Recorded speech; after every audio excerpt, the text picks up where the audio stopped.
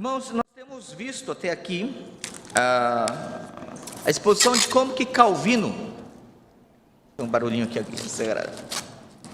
como que Calvino ele foi influente, não só como, muito obrigado, não só como reformador no sentido geral, mas ele foi preciso, ele foi cuidadoso, zeloso nas definições, na sistematização, na apresentação, e vimos até agora que, de fato, o que mais acentuou no trabalho, no ministério do nosso irmão, foi, de fato, a sua perspectiva de ser pastor, o entendimento bíblico do pastorado, do exercício desse ofício, e como que a pregação da palavra, o ensino da palavra, a autoridade da palavra, debaixo do senhorio do Deus da palavra, deveria governar a igreja, e a igreja, ela pudesse então ser o instrumento de transmissão da graça, do poder de Deus, da transformação da sociedade, do treinamento de homens, famílias e da transformação da sociedade, né? Bom, nós temos visto isso até aqui. A nossa segunda palestra foi falando a respeito então de como que Calvino influenciou na formação da companhia de pastores, e não somente dos pastores, mas da identidade do pastor reformado, que na verdade acabou delineando o trabalho de todo o pastorado. Porque se você, por exemplo, falar assim, como que é a tradição, dentro da tradição católica romana, o trabalho do padre, do cúria, você vai falar assim, bom, deixando, sem analisar a questão doutrinária, né, de identidade das duas instituições, a igreja romana, católica romana, e a igreja presbiteriana, a igreja batista, metodista e assim por diante, você percebe seriamente uma diferença muito grande esses dois grupos, pensando nos seus líderes, como o pastor atua, como ele trabalha, como ele se empenha, como que ele se envolve, como ele vive as famílias, como ele interage, como ele se preocupa com a evangelização e com a saúde da igreja, enquanto que o padre ele tem uma função mais institucionalizada. E isso não é só uma característica do pastor presbiteriano ou reformado, porque a partir dos pastores reformados, as outras igrejas, os batistas originalmente particulares ou calvinistas, e depois os metodistas que surgiram calvinistas com George Whitefield e arminianos com John Wesley e Charles Wesley, eles também aprenderam a ser pastor com os pastores reformados. E aí por diante os demais grupos que deles vieram subdividindo. Então, na verdade, Calvino ele não só definiu, ele não somente realizou uma caracterização, né, de prerrogativas, deveres, de delimitações de ação e também de expansão do trabalho pastoral para a igreja reformada, mas por implicação de todas as igrejas evangélicas. Então, quando nós olhamos o trabalho pastoral hoje, nós podemos dizer assim, louvamos a Deus, porque nós aprendemos muito com o pastorado, embora nós chegamos ao conhecimento dessa prática pastoral mais pela via prática do que pela via teórica, porque inclusive aqui no Brasil, agora que nós vamos conhecer a documentação de trabalho pastoral, né, que é, conforme eu já falei para os irmãos, eu traduzi toda a documentação dele para o trabalho pastoral, e também os catecismos, né, para a instrução, treinamento, preparo, a confessionalidade da igreja, e assim nós temos agora chegando, tornando-se acessível a nós esse material. Bom, vamos dar início então à nossa palestra, e que nós veremos a influência de Calvino na origem do presbiterianismo. Obviamente a igreja de Genebra, ela era chamada de igreja de Genebra, não era a igreja presbiteriana de Genebra, era a igreja de Genebra. Não havia outra igreja, era somente a igreja estatal, a igreja da cidade. Embora eles também nem usavam o nome de igreja reformada de Genebra, era a igreja de Genebra, né? Mas isso era suficiente, porque a identidade, a doutrina, a pregação, o culto, a liturgia, os cânticos, tudo girava em torno daquilo que Calvino e a companhia de pastores escreviam, produziam e davam então o norte, o direcionamento para dizer, é isso aqui, aprovado pelo pequeno conselho, aprovado pelo pela Companhia de Pastores, aprovado no consistório e finalmente aprovado pelo pequeno conselho, para que o magistrado civil pudesse então endossar e estabelecer como lei na cidade. Por exemplo, só uma curiosidade aqui, faltar aos cultos não era opcional. Faltar aos cultos dava uma penalidade de 3 florins. Ou se o camarada não tivesse dinheiro, ele poderia passar uma semana na cadeia bebendo água e comendo pão. Então você tinha a opção de não pagar e ficar na cadeia uma semana, dormindo de graça e comendo pão e água, né? Não apresentar os filhos ao batismo ou se recusar a participar da ceia, poderia ter multa em dinheiro, prisão ou até mesmo, dependendo da contumácia, da dureza, da rebeldia, até a expulsão da cidade. Então, aí vai dizer, porque Calvino era duro. Não, porque o pequeno conselho, a partir do momento que ele aceitava uma proposta da Companhia de Pastores, o pequeno conselho ratificava e dizia, agora é lei. Da mesma forma que se você pegar o seu carro aqui na via, nessa rua, como é que chama essa rua aqui? Essa avenida? Na Avenida Dom Bosco, você andaria 160 km por hora aqui na Avenida Dom Bosco? Que isso, pastor? Por quê? Porque eu levaria uma multa o quê? 130 reais? Eu levaria uma multa. Alguém acha escandaloso levar uma multa se alguém andar 160 km por hora aí? Por que nós acharíamos estranho levar uma multa por não participar da ceia? É mais importante você manter a velocidade ou a sua comunhão com o Senhor? Estão percebendo como que era o raciocínio deles, diferente da nossa hoje, mas devemos lembrar que aquilo era uma igreja estatal. A igreja era o Estado estava em comum acordo com a igreja. Então, aquilo que os pastores propunham, se aprovado fosse, tornava-se lei e era obrigatório para cada cidadão ou habitante genebrino ali no território de Genebra. Bom, nós vimos que nós vamos hoje, dentro do nosso processo de ver como que Calvino influencia a origem do presbiterianismo, nós vamos ver basicamente o desenvolvimento de 3 documentos, né? O primeiro, nós já pontuamos, já comentamos ele várias vezes, vimos o uso, etc., fizemos algumas citações na primeira, na segunda palestra. O segundo documento, nós faremos menção mais por amor aos nossos irmãos da Igreja Reformada, denominação Igrejas Reformadas. Aqui no Brasil nós temos 2 denominações de descendência continental, né? A IRB, Igreja Reformada do Brasil, e a IRLB, né? Igreja Reformada Libertada do Brasil, né? Tem 2 denominações. A Libertada tem vínculo com a Holanda, e a IRB, Igreja Reformada do Brasil, tem vínculo com o sino de Aldergrove, no Canadá, que também é uma comunidade grande de descendentes holandeses, né? Então, que moram no Canadá e que sustentam a missão da IRB aqui no Brasil. Então, por amor a eles, nós vamos apenas mencionar que, embora eles ainda preservem o nome tradicional de Igreja Reformada, e nós reformados, que descendemos dos reformados insulares, né, ou seja, lá da Ilha Britânica, dos reformados que voltaram para o Reino Unido, né? Nós descendemos daqueles que foram os pais na Assembleia de Westminster e que então preferiram usar o termo Igreja Presbiteriana e não Igreja Reformada, tá? Mas o termo são praticamente sinônimos. Vamos lá, então são 3 documentos: as ordenanças eclesiásticas, 1541, 1561. Das igrejas reformadas, a ordem da igreja do Sino de Dort, que foi aprovado em 1619, e o diretório do governo eclesiástico da Assembleia de Westminster, de 1645.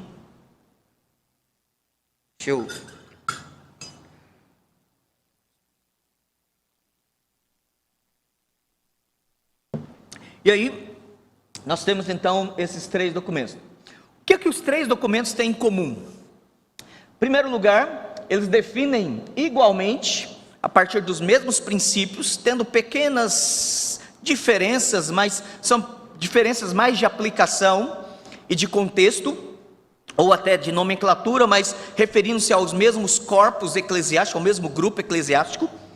Então, eles definem a doutrina dos ofícios, porque, por exemplo, os presbiterianos, nós cremos que temos apenas 2 ofícios, né? O presbítero docente, o regente. O presbítero docente honorificamente é chamado de pastor, e os diáconos. Então nós temos 2 ofícios, presbíteros e diáconos, sendo que os presbíteros têm 2 funções distintas, 2 categorias distintas de presbíteros, o docente e o regente. Na tradição continental dos Países Baixos, especialmente os holandeses, a Igreja Reformada ela declara que tem 3 ou 4 ofícios. Os que são mais próximos da tradição genebrina, eles dizem que são 4. Então, tem o pastor, o presbítero. Pastor, então, não é função, pastor é ofício. Por exemplo, para nós da IPB, pastor não é ofício, pastor é função. Então, quando vocês nos chamam de pastores, vocês estão carinhosamente, honrosamente nos chamando de aqueles que cuidam de nós, né? Embora os presbíteros também pastoreiam. Paulo diz isso, né? Lá em Atos 20, quando ele fala aos presbíteros, pastoreia o rebanho de Deus. 1 Pedro capítulo 5, ele diz aos presbíteros, pastoreia o rebanho de Deus que há entre vós.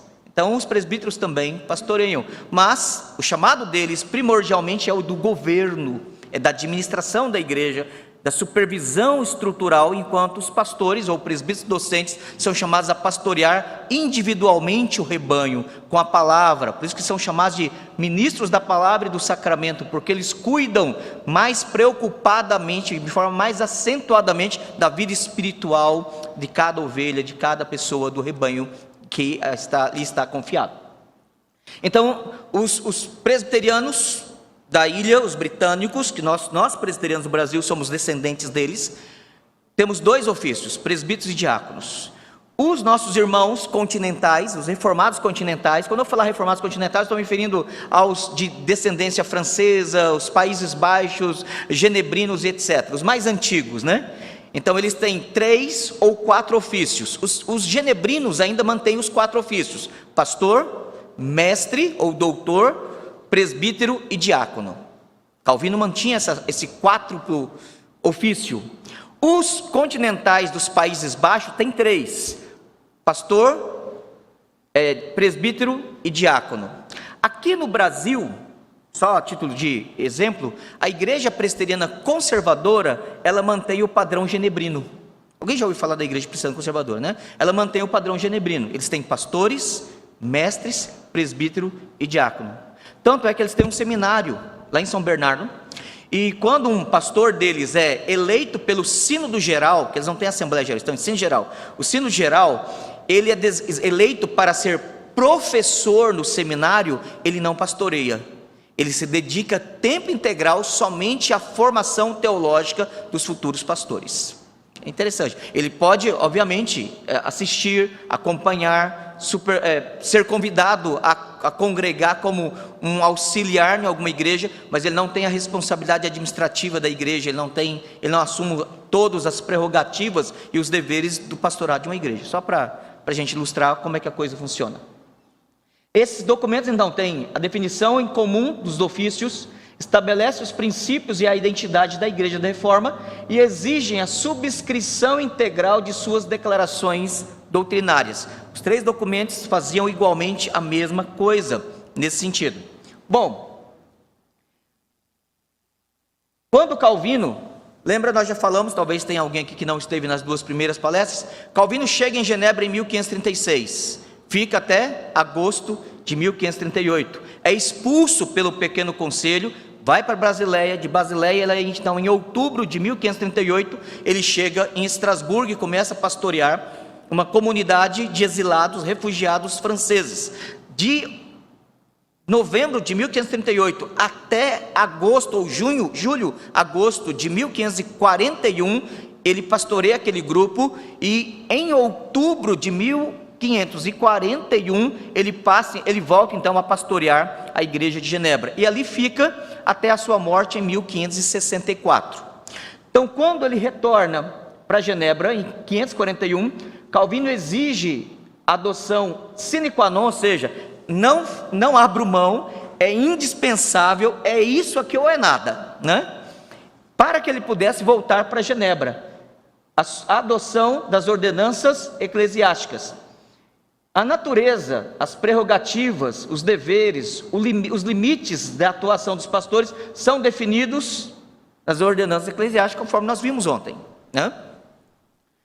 O vínculo, relação conciliar com a igreja local e a companhia de pastores, que era o concílio de pastores da igreja de Genebra, que quando Calvino chega lá, quando ele retorna em 41, eram 18 pastores, 19 com ele, e quando ele encerra o pastorado, eles já tinham cerca de quase 40 pastores, atuando só no território de Genebra, fora os pastores que foram enviados para outros países como missionários, para atender comunidades, igrejas e algumas famílias que haviam abraçado a reforma durante aquele período da década de 50 e 60.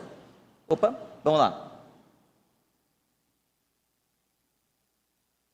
Não está passando. Então, acho que deve... Ok, deixa eu ver se agora foi. Obrigado. Bom, então você tem Calvino durante esse período. Então, na ordenança eclesiástica, Calvino, então, ele delineia toda a identidade pastoral. Nós já vimos sobre como que estes homens deveriam ser indicados. Então, eles seriam homens percebidos dentro da igreja. Eles seriam indicados pela companhia de pastores. A companhia de pastores, então, envolveria eles nas reuniões da congregação às quintas-feiras e na reunião da companhia de pastores aos sábados. Estes homens, então, seriam de 41 até 59, até o primeiro semestre, 59, eles seriam treinados dentro dessa estrutura. Ao serem indicados, então, eles seriam colocados para acompanhar e ser treinados. Seriam indicados pela companhia para o consistório, então, confirmando a indicação, apresentariam eles como proposta de ordenação, de contratação, para o pequeno conselho, então, aprovando, a companhia ordenava esses homens, dentro do rito, de todo o processo, fazendo juramentos, e assim sendo inclusos, e eles deveriam se submeter às ordenanças eclesiásticas, ponto. Feito isso, então, eles deveriam atuar nas comunidades, lembrando que, quando fala igreja de Genebra, só na cidade de Genebra existiam 3 igrejas, Saint-Gervais, Sainte-Madeleine e Saint-Pierre. Dentro do território de Genebra havia cerca de umas 15 ou pouco mais templos de igrejas, em que você tinha várias famílias dispersas, desde o que era chamado de região das igrejas rurais e a cidade. Esses homens, então, eles estavam vinculados pela companhia de pastores. Então, o trabalho deles era ali. Então, Calvino define isso aí. A igreja reformada, tanto dos genebrinos, quanto depois de qualquer outro refugiado que chegava para habitar em Genebra, eles deveriam viver ali. Então, por exemplo, quando os italianos foram perseguidos na década de 50 e migraram para Genebra, eles montaram uma congregação italiana em Genebra. O sistema de governo, as doutrinas, a prática litúrgica, o trabalho pastoral, o vínculo dos pastores estrangeiros, o dever deles também era de participar das reuniões da congregação às quintas e da companhia de pastores aos sábados, sob o mesmo perigo de serem disciplinados ou despojados ou até mesmo expulsos da cidade de Genebra. Então, não era algo negociável. Então, eles deveriam também. Quando os espanhóis, fugindo da Inquisição, chegaram a Genebra, também montaram a congregação hispânica em Genebra. Também a liturgia, a doutrina, tudo deveria ser adotado. Quando os ingleses chegaram, a mesma coisa. Então, ou eles eram absorvidos na igreja genebrina, de língua francesa, ou eles iam e montavam as suas comunidades. Mas toda comunidade, toda congregação estrangeira, ela deveria ter a ordenação dos pastores, dos seus pastores. Então, mas nós já trouxemos com a igreja, os exilados, nós já trouxemos nossos pastores, nós já temos a nossa liturgia, nós vamos fazer a nossa igreja do nosso jeito. Em Genebra não. Ou vocês se enquadram na nossa liturgia, na nossa doutrina, na nossa estrutura de governo, ou vocês podem ir para outra cidade. E eles se enquadravam. E o interessante é que uma das primeiras coisas que acontecia era a ordenança eclesiástica era traduzida para a língua deles, e o catecismo de Calvino, escrito em 1542, e depois revisado em 45, era já traduzido para a língua deles, para o uso comum da comunidade, para que eles pudessem então ser doutrinados. Os calvinistas, eles vão para a Alemanha. Então, na Alemanha você tinha católicos, o crescente e majoritário luteranismo, e você teve um grupo de calvinistas, de luteranos que abraçaram o calvinismo e abandonaram o luteranismo. Curiosamente, por exemplo, 2 discípulos de Philippe Melanchthon, quando Lutero morre, é quem substitui ele, é o que vai liderar a reforma luterana na Alemanha. Philippe Melanchthon, ele abraça pelo menos uma doutrina muito importante do calvinismo, a doutrina da ceia. Os luteranos até hoje têm mágoa, chamam ele de traidor, por causa desse abandono da doutrina da ceia de Lutero e por ter abraçado. Apelidaram ele carinhosamente de cripto-calvinista. Literalmente seria um calvinista camuflado, né? A palavra cripto significa buraco, então, ou seja, alguém que fica escondido ali dentro, né? E então ele era um cripto calvinista e começou a controvérsia e tal. 2 discípulos, vários discípulos, mas pelo menos 2 discípulos dele abraçaram o calvinismo, não só a ceia, mas continuaram estudando outras doutrinas de Calvino, estudando lá em Heidelberg, Alemanha. Zacarias Ursinus e Caspar Olivianus. Esses 2 luteranos, discípulos de Melanchthon, abraçaram a teologia calvinista e escreveram para o uso pessoal deles e de suas famílias o Catecismo de Heidelberg, que foi adotado pelos reformados calvinistas alemães, e esse catecismo foi levado por alguns estudantes holandeses que estavam estudando em Heidelberg e foram para Emden, na cidade de Emden, na Holanda, e também para a cidade de Dort, para a cidade e outras cidades holandesas, e aí começou a reforma nos Países Baixos a partir do catecismo. A confissão belga, escrita por esqueci o nome, Guido de Bresse, né, de Bresse, porque ele falava francês, e ele então escreve, ele é preso por ser protestante, por crer no calvinismo, e para produzir então uma prova documental de confissão de fé, que ele era de fato um protestante, um calvinista, ele escreveu uma confissão, e essa confissão se tornou a confissão belga, foi a sentença de morte dele. A confissão belga foi selada com o martírio de Guy de Bresse, né? Bom, os Países Baixos então abraçaram esses documentos, a confissão belga e o catecismo de Heidelberg, e abraçaram o calvinismo. E o calvinismo começou a crescer na cidade. A reforma começou a crescer. Vários outros motivos, mas eu não vou entrar porque aqui isso aqui não vai pegar diretamente nós presbiterianos. É para mostrar que os reformados, não só de Genebra, mas da Alemanha, dos Países Baixos, os que foram também para a França, todos eles adotaram basicamente o mesmo sistema de governo conciliar, a partir da pluralidade dos presbíteros e dos diáconos em cada igreja local, vinculados por concílios. Esse era o padrão das igrejas reformadas. Até hoje, os nossos irmãos luteranos têm a sua eclesiologia indefinida. Por exemplo, na Dinamarca, os luteranos são episcopais. Aqui no Brasil, eles são um misto de congregacionais. Nem eles sabem direito. Eu tenho uma amizade boa com luteranos, com um pastor luterano, que inclusive eu falei que estou escrevendo um livro, né? E eu perguntei para ele assim, cara, me explica direito, como é que funciona, por favor, a eclesiologia de vocês? Ele falou assim, cara, é um negócio meio doido. É sinodal, mas os pastores não podem intervir, o sínodo não tem poder de intervenção, cada congregação local é independente, mas a congregação local é governada pelo pastor e uma diretoria de leigos. Eu falei, mas onde é que está isso na Bíblia? Aí ele ficou meio, não, mas a gente usa princípios bíblicos e tal. Eu falei, não, isso não está prescrito na Bíblia. Nesse momento a gente presbiteriano é um pouquinho chato, né? Tipo assim, ó, você tem que estar na Bíblia.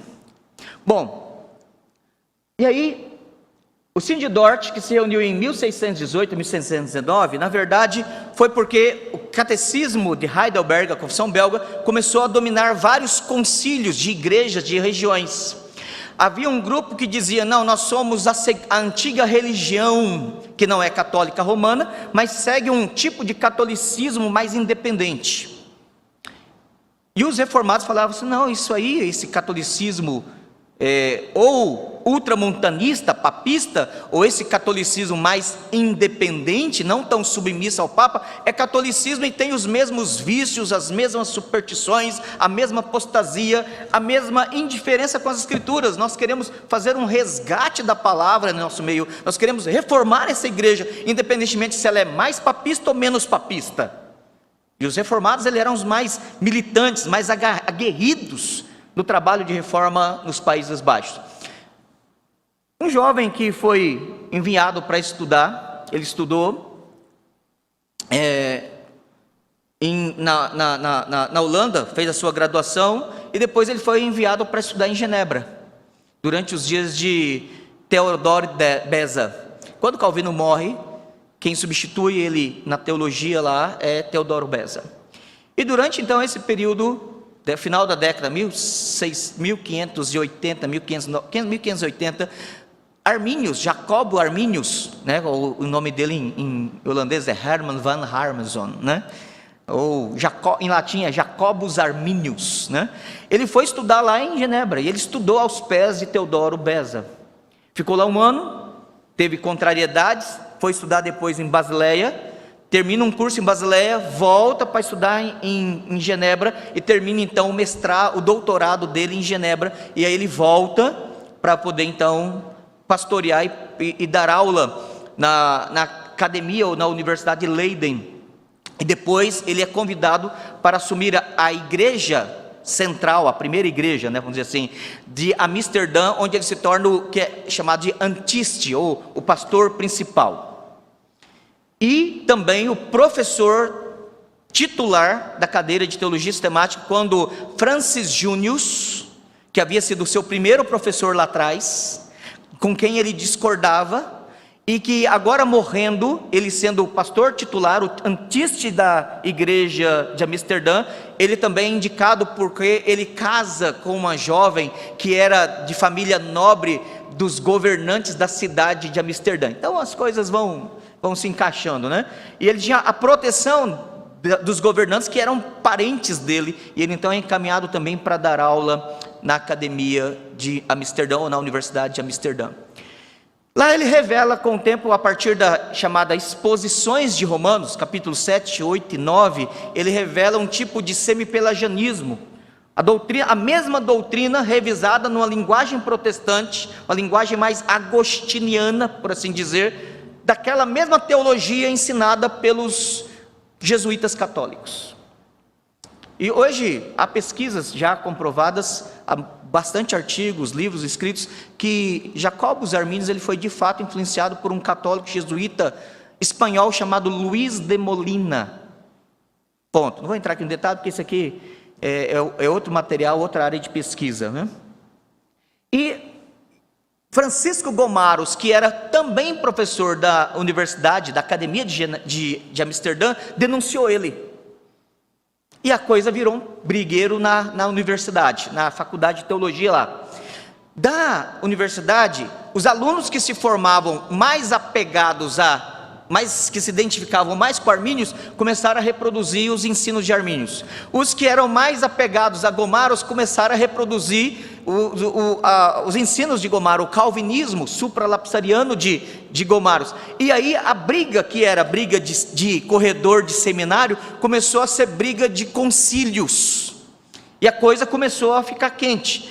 Quando decidem então convocar Arminius, ele morre em 1610.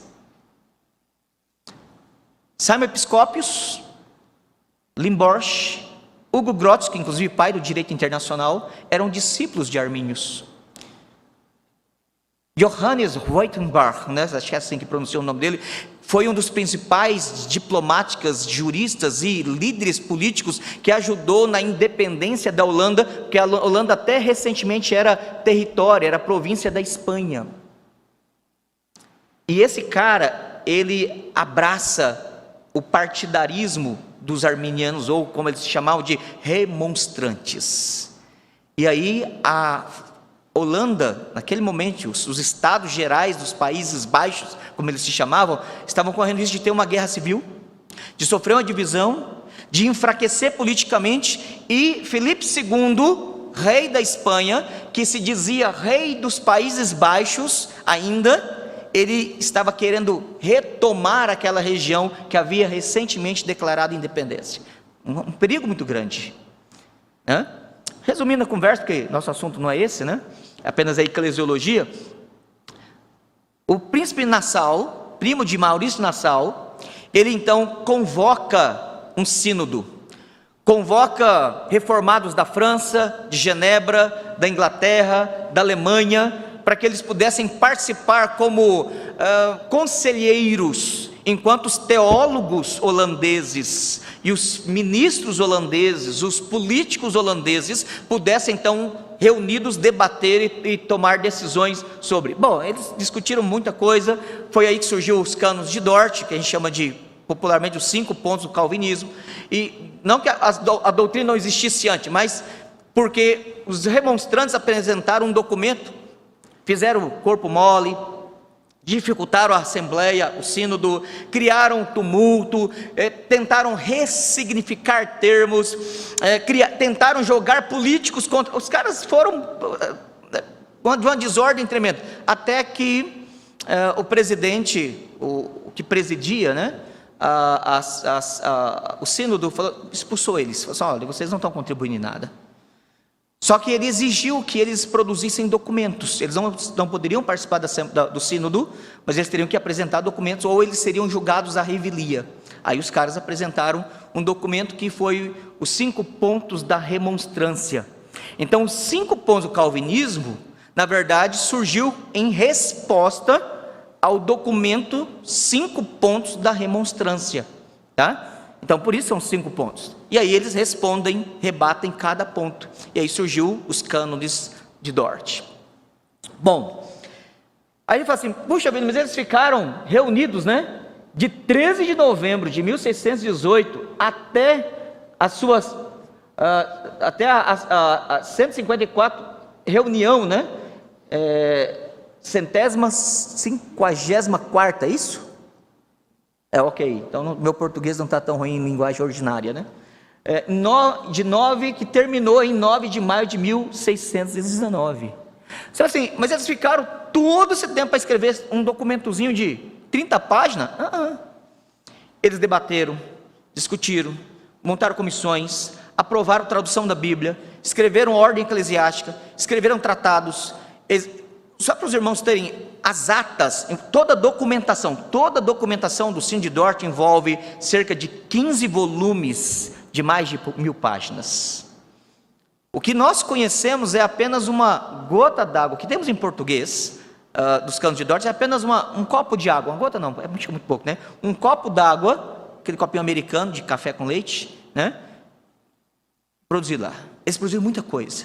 Nós não temos nada, praticamente nada, nem em inglês, desse material que foi produzido na época. Está havendo um trabalho de reedição crítica, e é interessante porque há a intenção também de futuramente publicar em inglês. Em português a gente vai levar talvez mais um tempo aí, né? Mas olha lá. Então, esse sínodo durou todo esse período, quase 2 anos, definiu a identidade nacional da Igreja Reformada, ou seja, eles disseram: nós não somos católicos, nós não somos remonstrantes, nós não adotamos a doutrina semi-pelagiana, isso é heresia. Nós somos reformados, nós somos calvinistas. Mas na soteriologia, né? Na doutrina de Deus, na doutrina de Cristo, na doutrina do homem, e a eclesiologia, cada um faz o que quer. Nós somos reformados. Inclusive, as ordenanças eclesiásticas de Calvino já estavam lá. E aí, as ordonnances, né, em francês, apenas foram modificadas para a palavra ordem da igreja, que é a mesma coisa, ordenança eclesiástica. Ordem da igreja é o sinônimo, são palavras um pouquinho modificadas, mas são sinônimos, e eles produziram a deles, que bem mais resumida, mas basicamente sobre os mesmos princípios da eclesiologia de Calvino lá de Genebra. Eles rejeitaram então, produziram os Canos de Dort, adotaram um padrão confessional das 3 formas de unidade, que até hoje são Confissão Belga, Catecismo de Heidelberg e os Canos de Dort, e escreveram a ordem da igreja e documentos de subscrição desta ordem e das 3 formas de unidade. Ponto. Aqui encerra essa parte. Quando houve a Assembleia de Westminster, irmãos holandeses foram enviados como deputados para a Assembleia de Westminster. Ponto. Então, só esse detalhezinho histórico ajuda. Vamos para a próxima parte. O diretório, agora chegando aqui, né, nos presbiterianos. O diretório do governo eclesiástico da Assembleia de Westminster. Esse é o documento que vai definir historicamente a nossa identidade eclesiológica, a doutrina da igreja dos presbiterianos. A pergunta é, o que ele é, como ele surge e como é que ele funciona? Aí nós temos que contar uns causos aqui, né? Uns brigas de família, problema, né? Falar do pecado dos outros, mais ou menos assim. Vamos lá. Lembra lá, Henrique VIII, ele quem sendo rei, ele vai reger, né? De 21 de abril de 1509 até janeiro de 1547. O período de monarquia dele é durante esse período. A gente casava com a história, que ele é casado com a dona Catarina de Aragão, filha dos reis católicos espanhóis, seu Ferdinando, né, e dona Maria lá. Ele pede divórcio porque ela não engravidava, e quando engravidou, nasceu uma menina, ele queria um menino, né, como diz lá no interior de Minas Gerais, que era um menino homem, né, e tal. E aí deu o divórcio, ele conseguiu o apoio, aí ele consultou os universitários não, pode divorciar, mas também, imagina, quem eram os reitores, quem nomeava os reitores das universidades? Era o rei, né? Então assim, cargo de confiança. Então, universitários, eu posso ou não posso divorciar? O pessoal, olha, eu não quero perder o meu cargo, então o senhor pode, né? O senhor está liberado, está tudo certinho. Os cânones medievais dizem que o senhor pode, o Papa diz que não, mas a gente diz que pode. E aí, bom, teve divórcio, ele se casou 6 vezes, né? No intento de ter um filho, 6 vezes. Tem um livro, você encontra, qualquer livraria, chama Antônia Fraser, As 6 Mulheres de Henrique VIII. É um livro muito gostoso de ler, ele é história mesmo, história, mas ele é escrito em forma de romance. Então quem gosta de ler romance, mas ler história fidedignamente contada por uma das melhores historiadoras inglesas, Antônia Fraser, é um livro fantástico para ler, para você conhecer essa trajetória romântica e mal amada de Henrique VIII, né? E esse egoísmo por um filho, que resultou no surgimento de uma igreja de vários outros problemas. Henrique então até que ele teve um filho, Eduardo VI, e que reinou de 28 de janeiro de 47 até julho de 53. Só que ele morre muito jovem, ele não tinha muita saúde, né? É nesse período que Thomas Cranmer, arcebispo de Canterbury, ladeado, auxiliado por Hugh Latimer e Thomas Ridley, assumem a liderança. 42 artigos da religião anglicana são escritos, o livro de oração comum é escrito, e o calvinismo é implantado na Inglaterra. Martin Bucer é convidado a deixar a sua posição de antiste da igreja de Estrasburgo para ser o mentor teológico. Só que ele chega lá muito debilitado, ele já estava velho, a saúde dele. Ele escreve uma carta para um dos pastores da igreja de Estrasburgo, ele diz: olha, ore por mim, eu estou muito ruim, né? Ele teve um período de doença que ele passou quase um mês com desarranjo intestinal, que isso quase matou ele, desidratou ele quase morreu. E ele estava ainda no início do trabalho lá, né? Bom, essas são curiosidades. Quando Eduardo morre, Maria, que é conhecida carinhosamente como a católica ou a sanguinária, porque quando ela assume o trono, né, após a morte do seu irmão, quando a mãe dela rejeitada por Henrique, a dona Catarina de Aragão, ela pega sua filha, a Maria, e vai para a Espanha. Elas eram espanholas, ela é espanhola, filha dos reis católicos Ferdinando. Ela vai para a Espanha. Lá ela entrega sua filha para a Inquisição católica, e Maria é ensinada na ortodoxia ultramontanista católica, aos pés dos jesuítas. Quando ela volta, ela literalmente, vou usar uma expressão que a gente conhece bem, ela faz com que a Inglaterra se torne um puxadinho da Espanha.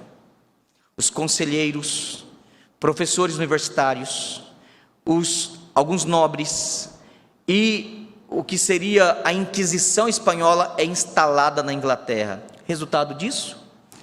Pelo menos 1000 pastores no primeiro ano dela de reinado são presos, executados, torturados, e o próprio Thomas Ridler e Hugh Latimer são queimados vivos na praça da Universidade de Oxford, como exemplo do que ela ia fazer com os protestantes. Se tornou um terror. Centenas de famílias inglesas fogem da Inglaterra, e esse período começa o que é chamado de o exílio mariano, tá? Guarde esse termo aqui, exílio mariano. Bom, depois ela morre, né, e deixa o trono em 17 de novembro de 1558, e Elizabeth, 17 de novembro de 58, assume o trono até 24 de março de 1603. Depois de Elizabeth encerra, ela não casa, não tem filhos, e então a dinastia Tudor encerra com Elizabeth.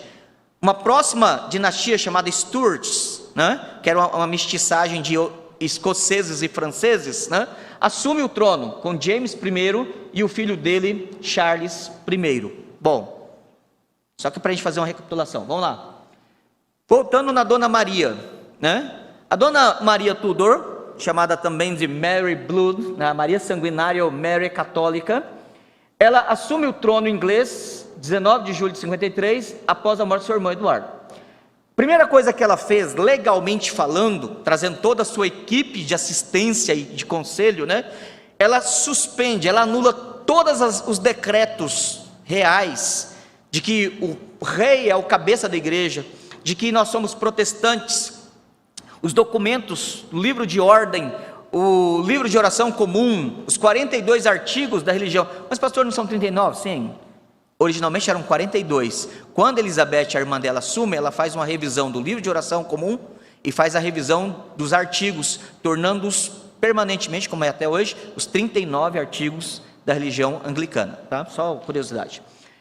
Ela anula todas as reformas religiosas implantadas por Henrique e Edward, e o protestantismo passou a ser proibido sob pena de multa, prisão, tortura e morte. Então o pessoal esparrama, né?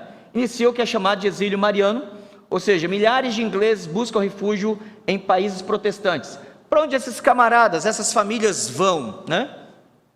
As famílias inglesas protestantes procuraram refúgio nas cidades de Aarau, Basileia, Cologne na Alemanha, Duisburg na Alemanha, Emden na Holanda, Frankfurt na Alemanha, Estrasburgo, né? Na época sul da Alemanha, Wesel, Holanda, Worms, Alemanha, Zurique, na Suíça e Genebra. Esquece os outros, vamos nos concentrar agora, fazer um recorte. Genebra, tá? Senão o negócio fica muito grande. Genebra, que é o que nos interessa. Em Genebra foram recebidos cerca de 300 pessoas adultas, sem contar a meninada. E aí inicia o que é chamada de congregação inglesa em Genebra, com essa turma que, fugindo, exilados marianos ingleses, morando em Genebra, cerca de 300 pessoas, mais de 200 famílias morando ali em Genebra. Bom, essa congregação inglesa, como eu falei, todo mundo que quisesse morar em Genebra tinha que rezar a cartilha de Genebra, tinha que concordar com a doutrina de Calvino, tinha que adotar o catecismo, a ordenança eclesiástica, e a igreja tinha que funcionar na liturgia da igreja de Genebra, preparada por Calvino, né? Bom, então eles traduziram para o inglês a ordenança eclesiástica, o catecismo de Genebra, o sistema de governo eclesiástico da igreja de Genebra, a liturgia do culto, usando o princípio regulador do culto calvinista, e o modelo de vida cristã aplicado a todas as áreas da vida. Esse pessoal, eles ficaram lá durante um período, E durante o período que eles ficaram lá, de 55 a 58, 1558 a 1560, foram os últimos a irem embora, eles montaram toda uma igreja. E aí, eles que chegaram ali, anglicanos, ou seja, primeiro você ordena diácono, arquidiácono, presbítero, que é o pastor, bispo, podendo chegar a arcebispo de Canterbury ou Cantuária. Chegaram ali. Tanto que, por exemplo, em Frankfurt, a segunda maior comunidade de exilados marianos, eles tiveram autorização, porque era alemã, e os luteranos não tinham muita preocupação com a eclesiologia.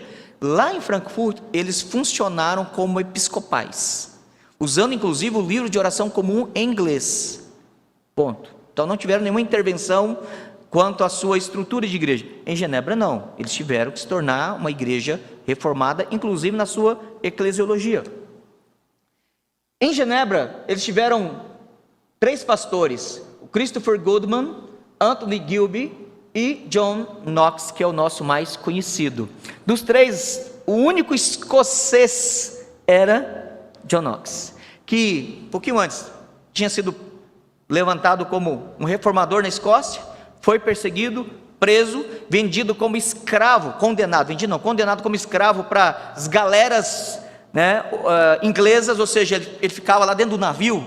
Lembra aquele filme que o cara fica lá com aquele remo lá, junto com o outro lá puxando o remo assim, enquanto um lá fica batendo o tambor assim, tum, tum, tum, e o outro chega lá para dar uma motivação, coach, né, chicote no povo.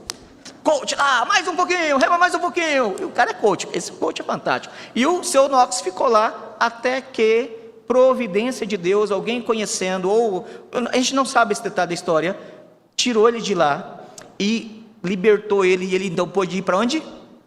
Genebra. E ele chega em Genebra e em 56 e fica lá até 58. E se torna pastor da congregação inglesa em Genebra. Na verdade, as grandes mudanças e a escrita de livros, de textos, aconteceu durante esse período. Tá? Aconteceu durante esse período. Ele, inclusive, era amigo pessoal de Calvino. Frequentava a casa de Calvino e mais do que os demais. Presbíteros William Williams, William Wickham, Gilby, William Fuller, Thomas Wood, Miles Calderdale, John Bodley, foram presbíteros durante esse período lá, e esses vários irmãos foram diáconos lá. Esse ano aqui é o ano de exercício de mandato deles, tá? Não é de morte não, exercício de mandato. Então a igreja teve uma boa estrutura de homens governando a igreja, a congregação inglesa em Genebra. A congregação de Genebra, além dos documentos herdados por Calvino, liderados por John Knox, produziram uma confissão de fé da congregação inglesa, traduziram, fizeram a tradução inglesa do Catecismo de Genebra, de Calvino, traduziram o que é conhecido como a Bíblia de Genebra, que depois eles levam para a Inglaterra, e ela é usada como sendo o livro que vai pulverizar a reforma nas casas, nas famílias, nas universidades da Inglaterra e da Escócia também. E eles produziram, ou melhor, John Knox produziu, usando toda a ordenança eclesiástica e outros documentos de Calvino, a forma das orações e ministração dos sacramentos. E ele também escreveu a disciplina eclesiástica, baseado na disciplina eclesiástica de Genebra. Então ele simplesmente pegou o modelo e documentou e desenvolveu um pouco mais. Quando ele volta agora para a Escócia, né, ele leva todo esse documental e ele volta muito melhor do que aquele John Knox inexperiente, mais brigão, mais imaturo, quando ele foi preso nas galeras inglesas. Então, uma história bem parecida de Calvino, né?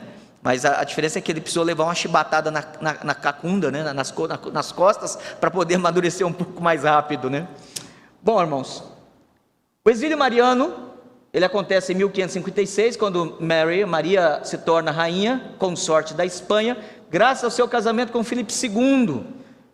o único filho do seu primo Carlos V, que era o imperador do Império Romano, de toda a Europa. Maria não teve filhos, mas fez anúncios de 2 falsas gravidezes. Então, durante 2 vezes ela disse assim: eu estou grávida. E aí o pessoal fez festa, criou expectativa e disse: não estou grávida. Depois ela disse de novo, porque quando criava crise política, qual era a forma de amenizar as crises políticas? Eu estou grávida. Só que mentira tem perna curta, né? E ainda manqueja. E aí chega uma hora, vai. Uma em 54 e outra em 57. O que a fez ser ridicularizada na Europa, tornando a sucessão de Elizabeth iminente. Ela morre em 58. Em 58, ela morre, e em 58, novembro de 58, qual é a primeira decisão de John Knox? Vou voltar. E aí um grupo pequeno volta com ele, meio que desconfiado ainda, né? O que vai acontecer? Só que nesse momento Elizabeth assume o trono em 17 de novembro de 58 e diz: nós somos novamente protestantes.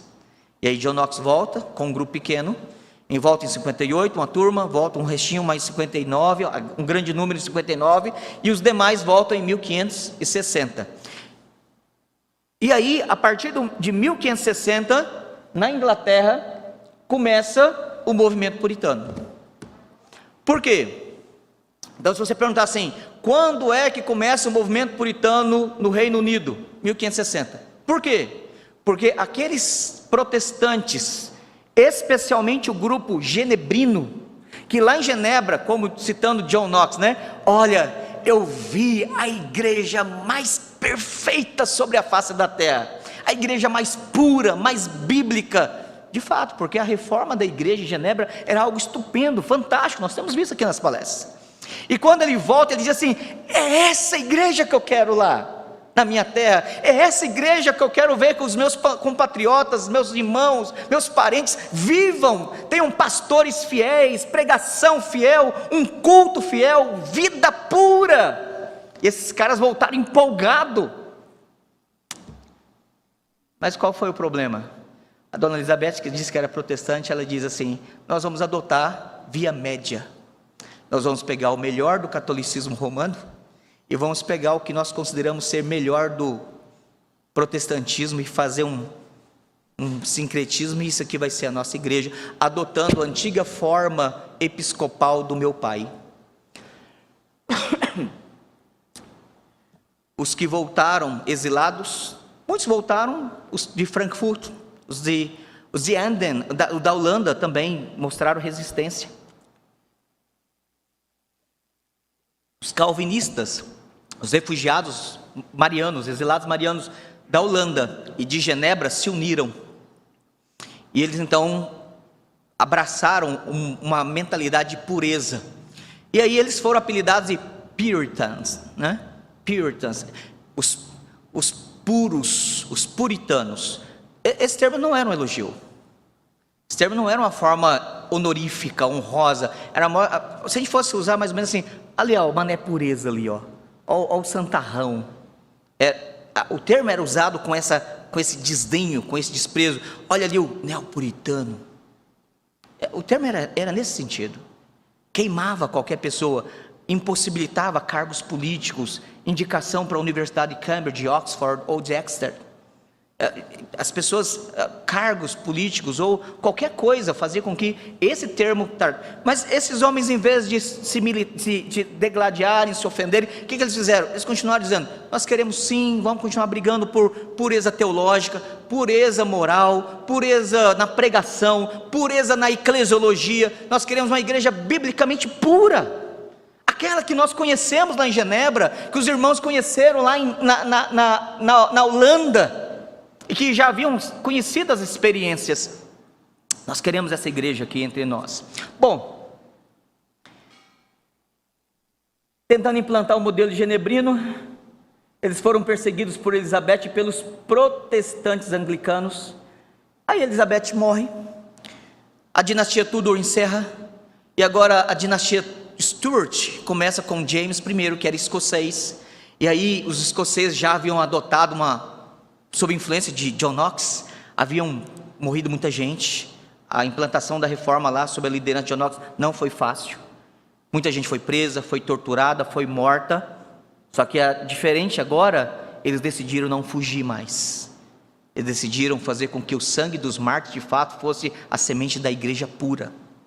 E eles lutaram lá, e até que então o parlamento depôs o rei, e a igreja da Escócia, a Escócia se tornou parlamentarista e adotou a igreja da Escócia protestante calvinista, conforme os documentos propostos por John Knox, documentos que ele trouxe inspirados na doutrina e na eclesiologia de Calvino.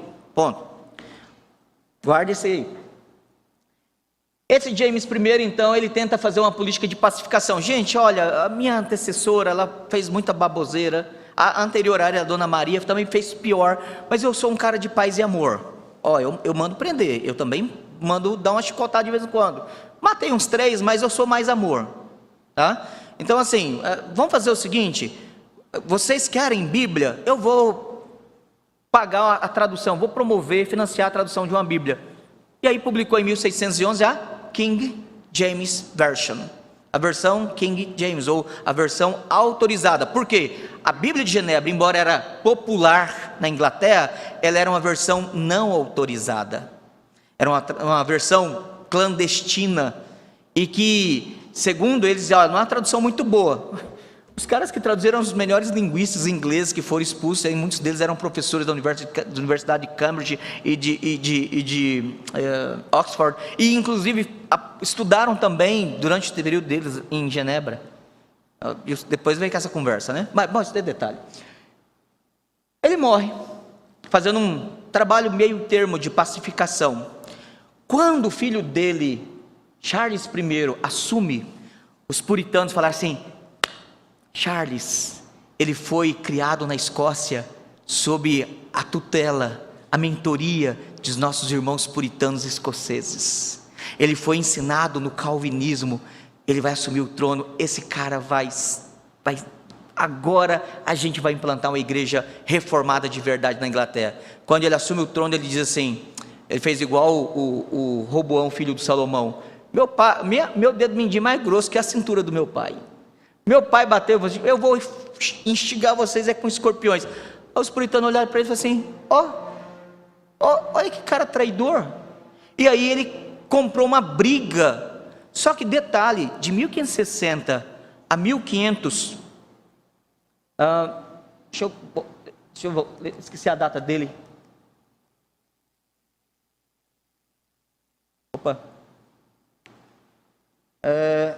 Ele assume o trono em 25. Tinha esquecido. 1625.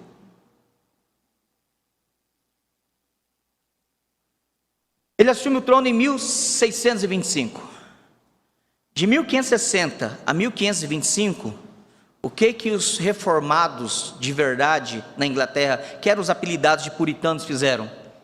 Estudaram, lutaram, prepararam-se, influenciaram, entraram nas universidades, por competência tornaram-se professores universitários, tornaram-se políticos, discipularam os políticos, discipularam os filhos dos políticos. E quando ele assumiu o trono, a maioria do parlamento inglês, a Casa dos Lordes e a Casa dos Comuns, era puritano, tinha uma mentalidade puritana. A maioria dos púlpitos, embora ainda mantinha-se a igreja estatal, uma igreja episcopal na sua estrutura, mas nos púlpitos tinham homens que pregavam Bíblia. Aí a gente conhece a história dos puritanos. Eram homens que tinham compromisso com o sistema de governo presbiteriano, mas que estavam tolerando a estrutura e o status quo, porque eles sabiam que precisava chegar o momento certo para poder reverter dentro das possibilidades. Bom, a comunidade, só resumindo, a comunidade de ingleses refugiados em Genebra retorna em 58 até 1560. Eles tentam implantar o modelo de reforma genebrina, são perseguidos por Elizabeth. O rei James assume uma política de pacificação. O filho dele vem aguerrido, vem querendo oprimir, inclusive prendendo, matando, torturando, exilando. E para piorar, ele nomeia um católico, anglo-católico, era assim que ele se denominava, um anglo-católico, chamado William Laud, arcebispo Laud. Esse cara, na Irlanda, na Escócia e na Inglaterra, fez chacinas, prisões arbitrárias, e tinha um poder político muito grande. Só para você ter ideia, nesse período de William Laud, ele tentou dar um golpe na igreja da Escócia, que já havia se tornado presbiteriana.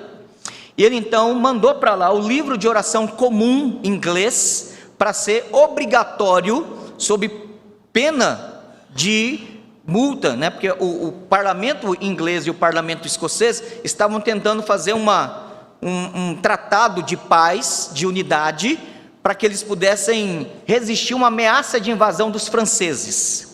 Então, politicamente, o parlamento escocês falou assim: pastores escoceses, nós agora vamos ter que adotar o livro de oração comum. Os presbiterianos que estavam lá falaram assim: como assim? Muitos pastores se opuseram e foram tirados dos púlpitos. E aí, na igreja, em Edimburgo, tem uma igreja lá chamada St. Giles. E aí, na hora que mandaram para lá um pastor anglicano, o bispo anglicano, para ser mais exato, para rezar a missa anglicana numa igreja presbiteriana. Imagina o negócio.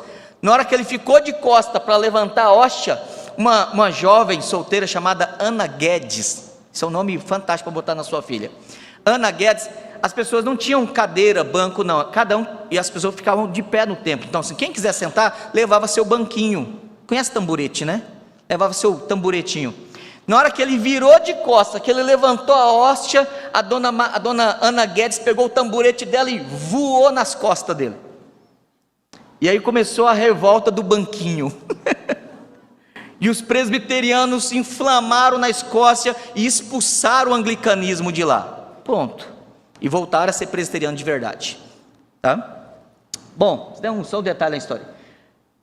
O rei Charles, ele resolve então, querendo pagar algumas dívidas dele, ele resolve impor um aumento de salário real. O que acontece aí? O parlamento dos nobres aprova, mas o parlamento dos comuns, ou a casa dos comuns, desculpa, a casa dos nobres aprova, e a casa dos comuns diz: não aprova não. Por quê? Porque os comuns eram eleitos do povo, e a maioria deles eram empreendedores, eram empresários, eles que literalmente sustentavam o parlamento e os nobres com seus impostos.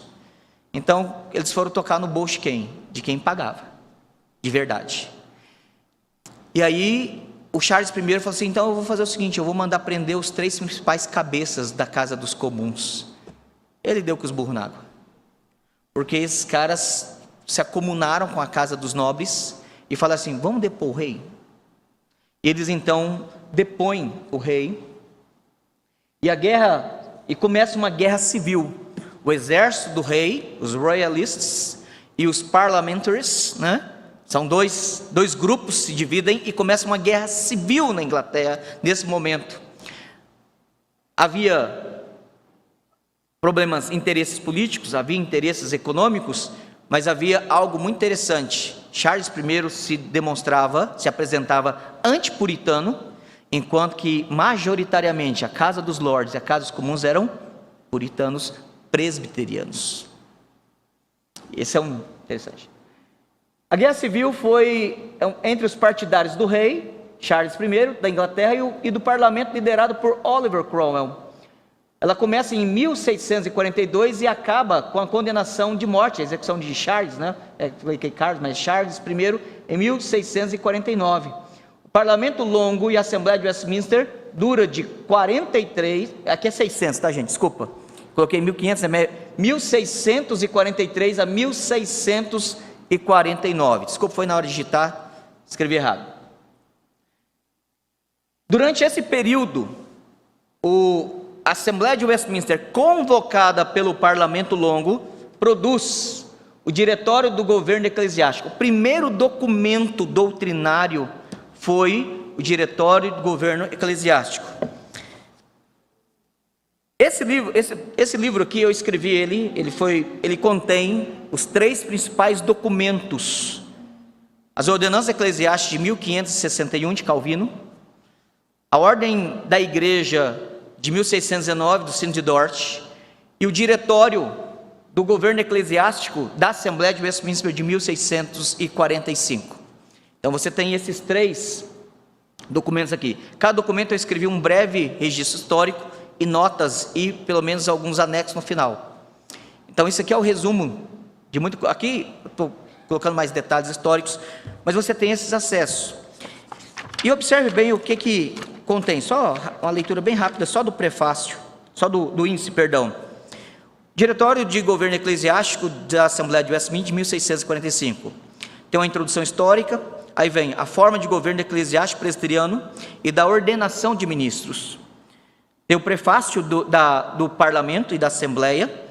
Aí vem doutrina da igreja, doutrina dos oficiais, das congregações particulares, ou seja, igrejas locais, dos oficiais de uma congregação particular. Congregação particular é como eles falavam de igreja local. A gente hoje fala igreja local, mas eles usavam o termo congregação particular.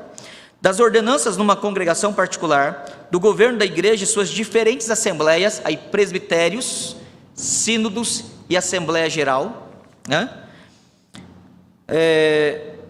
Do poder comum de todas as assembleias, das assembleias congregacionais, ou seja, o conselho dos oficiais regentes de uma congregação particular para o seu governo, das assembleias dos presbitérios, das assembleias dos sínodos, da ordenação de ministros, da doutrina da ordenação, do poder da ordenação, do diretório para ordenação de ministros e o lugar da prática da subscrição em aceitar essas doutrinas e esses documentos. Então a Assembleia de Westminster, que foi uma assembleia de teólogos, de homens puritanos, que tinham uma eclesiologia presbiteriana, embora é verdade que haviam lá 7 teólogos que eram congregacionais e 3 episcopais. No voto, só deu presbiteriano, né?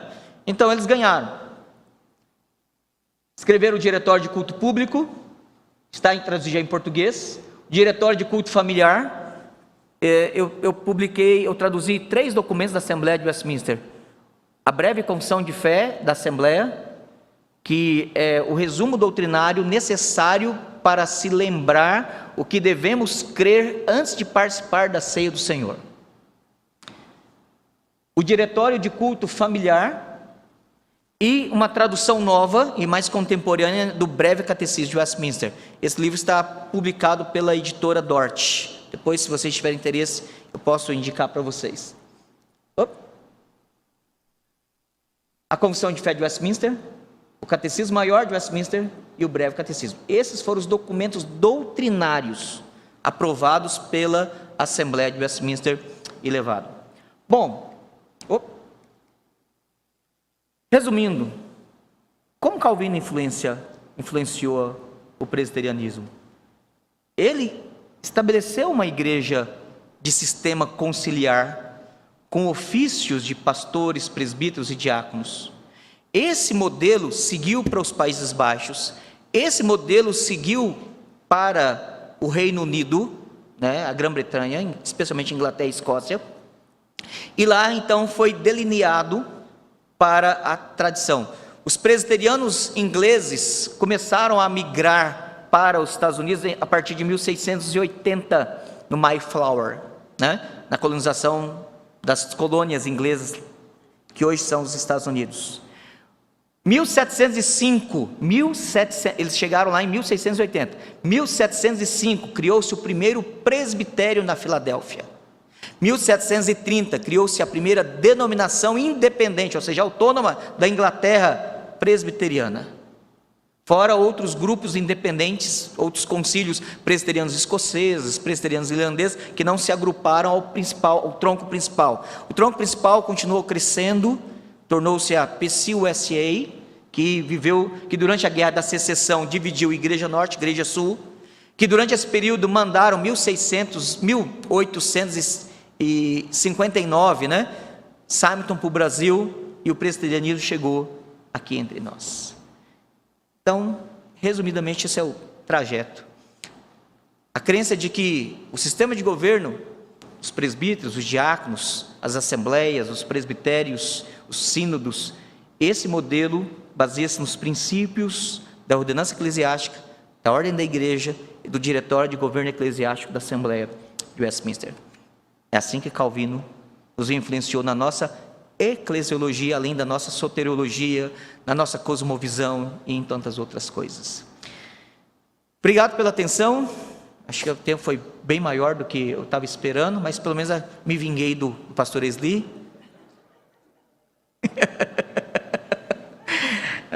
Eu peço que os irmãos tenham paciência quanto à publicação desses 2 livros. Se vocês quiserem dar uma olhada antes. Agora, um já é propriedade do pastor, né?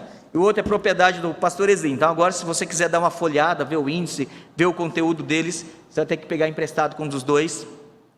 Que são documentos, pastor Jailson e pastor Esli, são documentos escritos por Calvino que eu traduzi, tem notas históricas, introduções, alguns anexos, né? Então são material que será, se Deus quiser, publicado. Mas se você já quiser conhecer um pouco documentalmente dessa história, do que nós falamos hoje, aqui esse livro, tá? Então, espero que possa nos fazer amar mais a Igreja de Cristo, sermos mais zelosos, porque esses documentos eles estão manchados de sangue de gente que morreu por amor a Cristo, né? Amém.